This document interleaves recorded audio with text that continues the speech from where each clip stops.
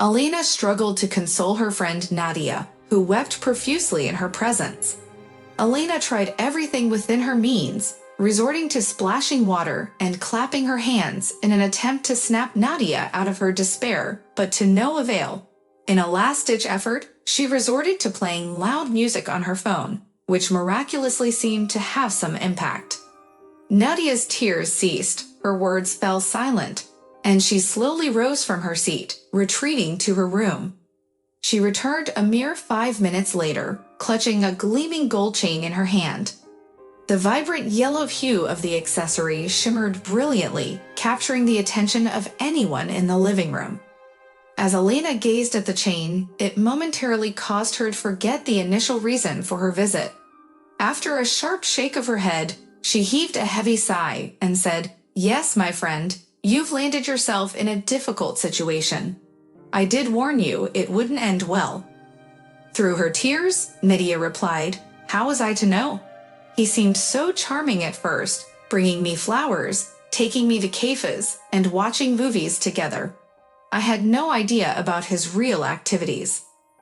"Your Vadim turned out to be a con artist and a gambler," Alina blurted out. "People like him should be isolated from society. Oh dear, you're in deep trouble now. There's a Pandora's box of problems, and it's unclear what to do." Nadia acknowledged, "You're right, I'm in grave danger. They've already come to me twice, threatening to harm me as if I'm the one in debt."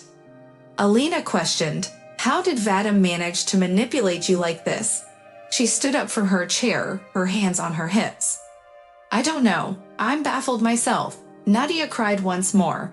"My mother always told me, 'Daughter, don't trust the first people you meet,' and I foolishly believed otherwise." Alina inquired, "What's your plan now?"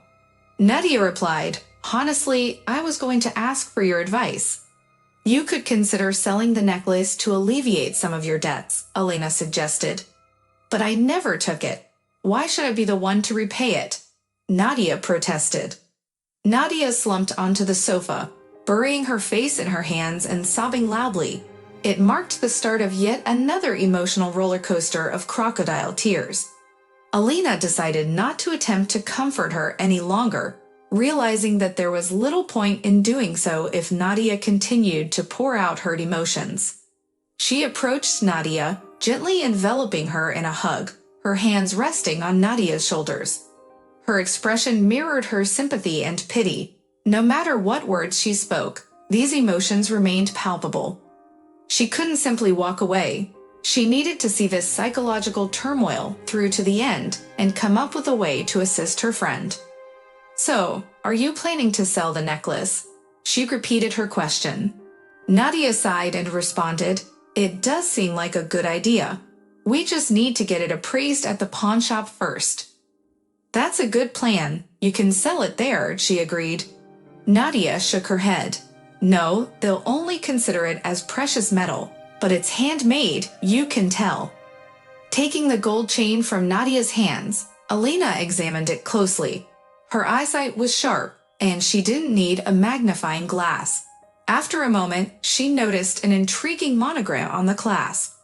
"What do you think? Am I right?" Nadia inquired with a steady gaze. "It's definitely handmade, and the presence of the monogram implies the chain's value is likely quite high," Alina confirmed. Nadia agreed, saying, "I've heard that craftsmen often mark their products with a special stamp. It's a mark of quality and a form of advertising. It's probably best to have it appraised at a pawn shop, and then decide where and for how much to sell it," Alina suggested. Nadia couldn't help but lament. Even if it's appraised for more than its value as a piece of precious metal, it won't cover all my debts. Alina responded with a shrug. "That's true, but it's a start. Maybe it'll buy you some time." Nadia pondered her situation and then asked, "And then what? Sell your possessions?" "No, you didn't borrow money from them. By the way, do you know Vadim's whereabouts?" "Where is he?" "If I had any information, I'd give it to those thugs in a heartbeat," Nadia replied. Alina nodded thoughtfully and remarked, "He's probably keeping a low profile or has left the city altogether." That's the problem. His location is unknown. It's easier for them to get money from me than to search for Vadim. I couldn't help but think about the day you introduced us at the cafe. It was such a joyful day for you. You were radiating happiness, and he was grinning from ear to ear. Nadia questioned, "What's your point now?" "I mean, people can be quite skilled at disguising themselves. You can't always tell who's trustworthy and who's a traitor in human form," Alina mused. Nadia, surprised, remarked, "You've described Vadim quite accurately." "He's not worth more than that," Alyona stated. "I see you've stopped shedding tears as well." Nadia responded, "You won't believe it, but somehow I feel better. The pain is still there, but I don't feel like crying." Alyona comforted her, saying, "You shouldn't be too hard on yourself. Problems won't solve themselves, but if you keep crying, it'll drive you mad." Nadia sighed. "I'll probably go to the pawn shop tomorrow and take the necklace." She twirled it in her hands before taking it back into her room. Alyona assured her, "Of course, I'll also try to think of something." Curious about Alyona's financial situation, Nadia asked, "Where did you get the money?" Alyona replied, "That's not your concern. The main thing is, don't give up and don't panic." Nadia decided what to do with the chain, and then she called Alina into the kitchen, offering her tea and cake. Dessert at any time helped ease the stress. As for Vadim, he had indeed set Nadia up in a significant way. He had accumulated debts, including some with dangerous individuals, and had vanished. Now, Nadia was being pressed to repay the money, all because Vadim had somehow used her passport data for the transactions. However, this wasn't entirely unexpected, as Nadia had placed complete trust in him. She had been deeply in love with Vadim since the day they met in the park, where she was feeding ducks at the pond. Vadim had appeared out of nowhere and introduced himself, and within 5 minutes, they were tossing bread to the birds together, sharing laughter as the ducks happily accepted the offerings. Their park rendezvous had continued with a leisurely stroll, a relaxed conversation, and 2 portions of ice cream. Vadim had gallantly carried Nadia to his car, driving her home while following all traffic rules. Surprisingly, he had not kissed her goodbye. Instead, he'd wished her well and provided his phone number. After 2 days of resisting, Nadia couldn't help but call him, and their relationship had blossomed from that moment. Their mutual attraction quickly intensified, and it appeared that they couldn't imagine life without each other. This blissful period had lasted for 3 months, until one day an incident led to disappointment. Vadim disappeared for a day or 2, and then a week passed without Nadia being able to reach him. When he finally resurfaced, he professed his love and gifted her the chain as a keepsake, but he didn't offer any explanation about its origin or the circumstances. He left her in the dark. Shortly after his disappearance, the menacing individuals arrived, and Nadia's disillusionment was swift. Vadim was no angel. His love had brought her more trouble than she could have ever imagined. After spending a couple more hours at Nadia's, Alina began to prepare to leave. "Well, I'll head out, and you hang in there and don't delay with the chain."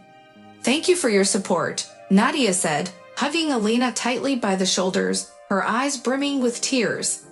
"That's enough. Remember our agreement," Alina frowned. Nadia nodded, her emotions still teetering on the edge. Yes, I'm sorry. Sometimes the emotions just get the best of me." "Keep them in check, and everything will be fine," Alina advised. Nadia saw her friend off, and to pass the time, she decided to organize her closet.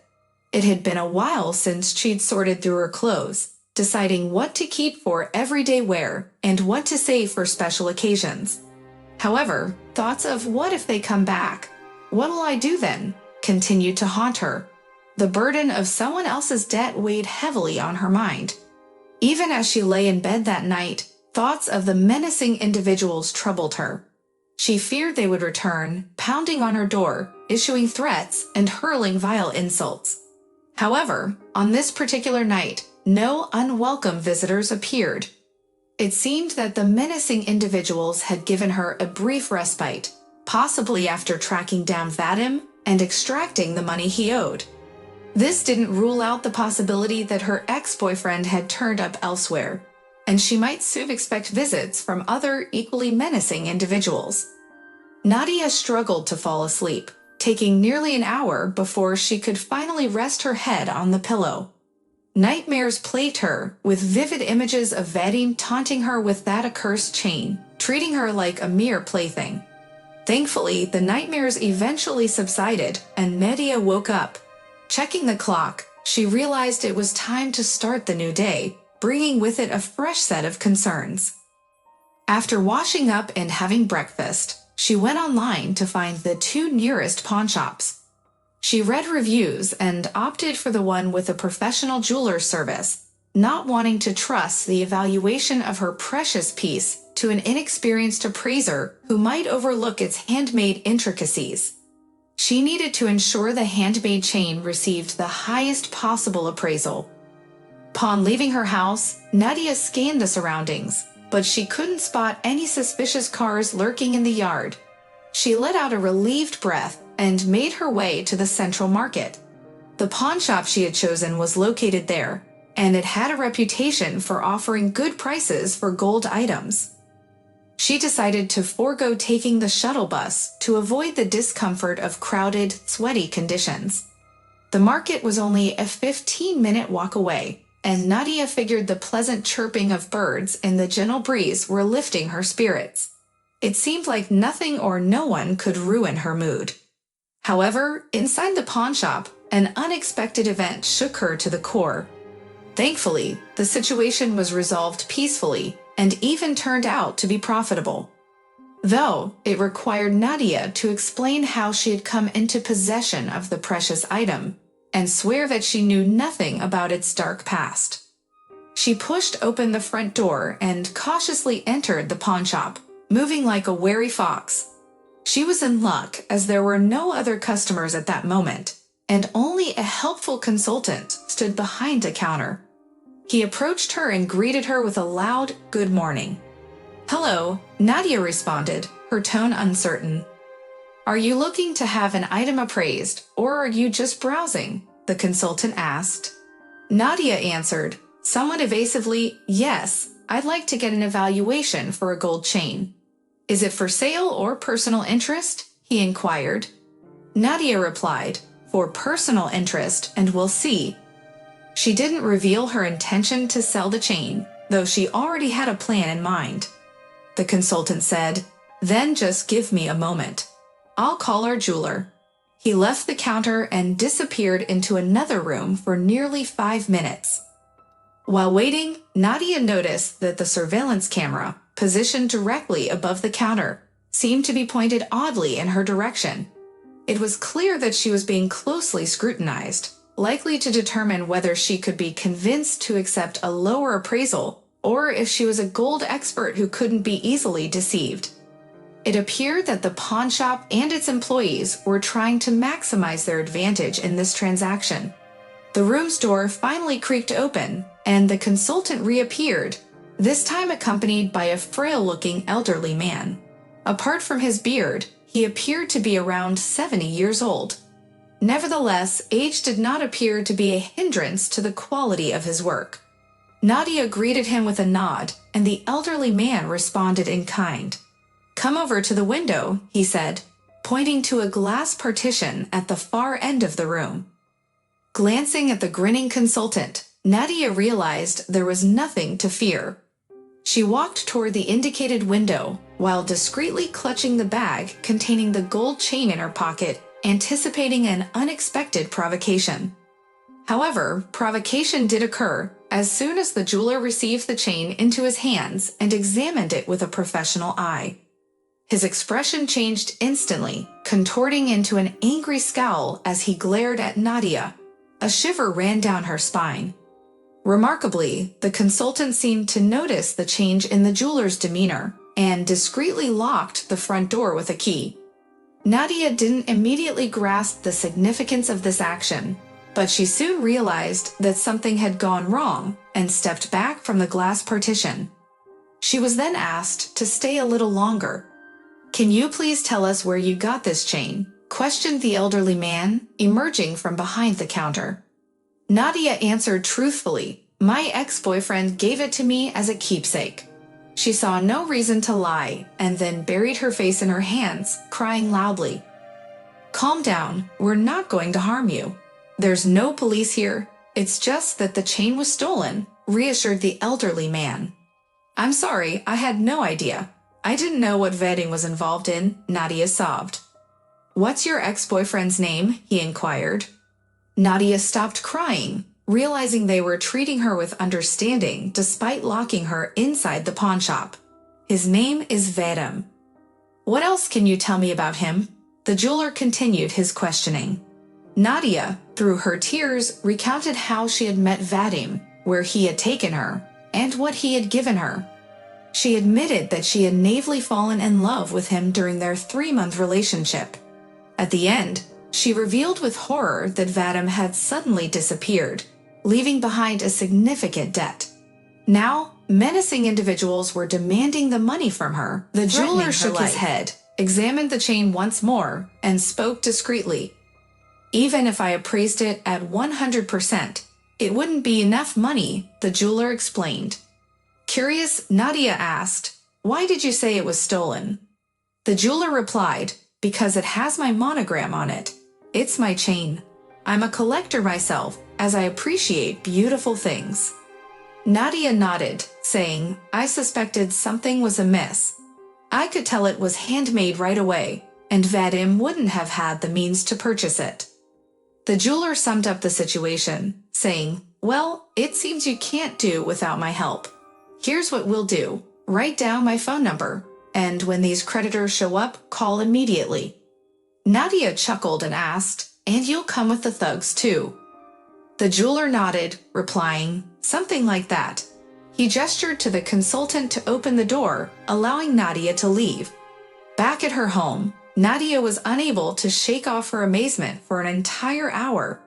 She wanted to call her friend and share everything, but decided to keep it a secret for the time being.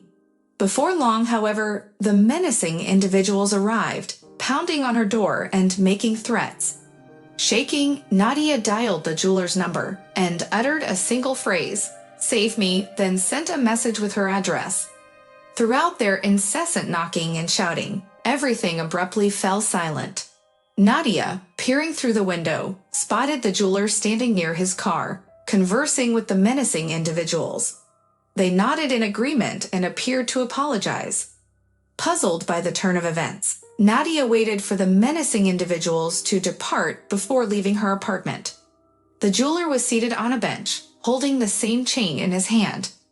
"You can live in peace. They won't bother you again," he assured her. Nadia asked, "How did you manage to negotiate with them?" The jeweler chuckled, "Honey, I know all the nouveau riche in the neighborhood. I've crafted custom jewelry for practically all of them, and I carry some weight among them." "Thank you," Nadia hesitated. "I'm sorry, but we haven't even been properly introduced." The jeweler introduced himself, saying, "Fyodor Ivanovich, your name was shared with me by those bougie men. You can forget about them. Here, take this chain and consider it your amulet from now on. Your boyfriend shouldn't have given it away. It could have saved his life." "What do you mean?" Nadia inquired. "Nothing, just speaking my mind." He waved off the question. "Well, goodbye, and don't fall for any more tricks." Nadia replied, "I'll do my best, Fyodor Ivanovich. Thank you for the chain." True to his word, the menacing individuals ceased bothering her. It was as if they had forgiven her debts and decided to let them go. Nevertheless, their pursuit of Vadim continued, and they eventually located him. Naturally, they demanded that he settle all the debts he had accrued. For Nadia, the most harrowing ordeal of her life had finally come to an end.